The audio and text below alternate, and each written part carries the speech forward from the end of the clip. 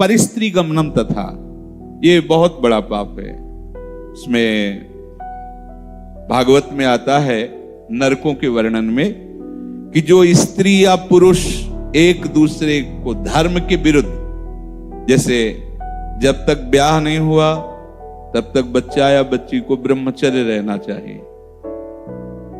ये बड़े आनंद की बात होगी। आप रख के तो देखो, अगर आप ब्याह तक ब्रह्मचर्य रहे तो आपकी गृहस्थी ऐसी फली फूलेगी, आनंदमय होगी, देख लेना।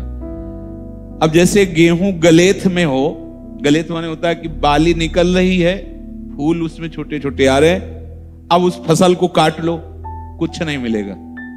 महीना 2 महीना रुको, उसको दाना पड़ने दो, परिपक्व होने दो, फिर अन्न राशि लग जाएगी। ऐसे ही ये ब्रह्मचर्य है। जो बाल्यावस्था से यौवन अवस्था तक अपने ब्रह्मचर्य का नाश करते रहते हैं, वो गृहस्थी लायक ही नहीं रह जाते।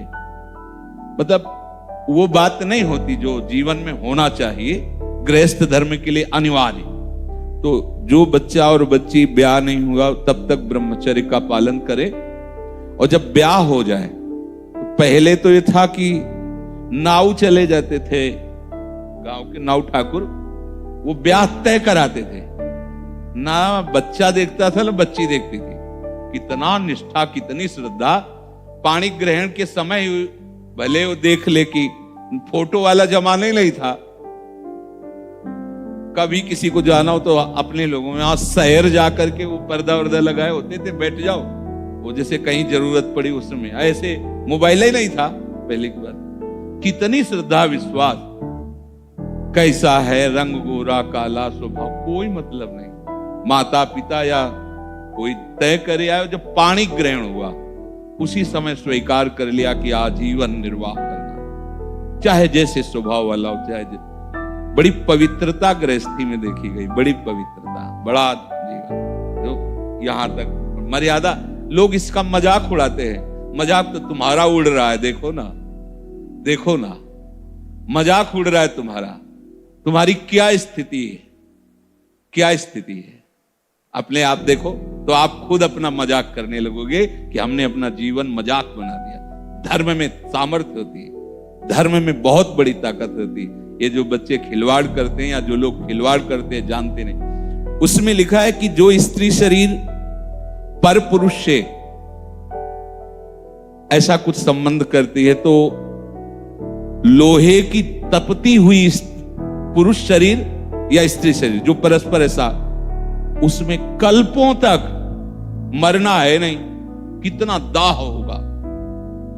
रामचरितमानस में भी लिखा है, पति बंचक परपति रति करई, रौरो नरक कल्प सतपरई। जो अपने पति की वंचना करके, धोखा देके किसी और पुरुष के साथ वैसा व्यवहार करती है तो बोले 100 कल्प तक रौरो नरक में पड़ती है। ये शास्त्र झूठे नहीं, 100 कल्प तक रो। अगर तुम्हारे भाग्य में कहीं ऐसा पति है कि भाई लंगड़ा हो गया है, उसकी आंख खराब हो गई है, सुनाई नहीं देता है, वो रूपवान नहीं है, तो मिला तो तुम्हारे प्रारब्ध से ही है ना। तो अंध बधिर क्रोधी अति दीना, ऐसे उपति करके अपमाना, नारी पाव जमपुर दुख नाना। मान लो रूपवान नहीं है, अंधा बहरा कैसा भी, भगवान की विधान से वैसा, उसे भगवान मान करके मानो, आराधना पद्धति से चलो।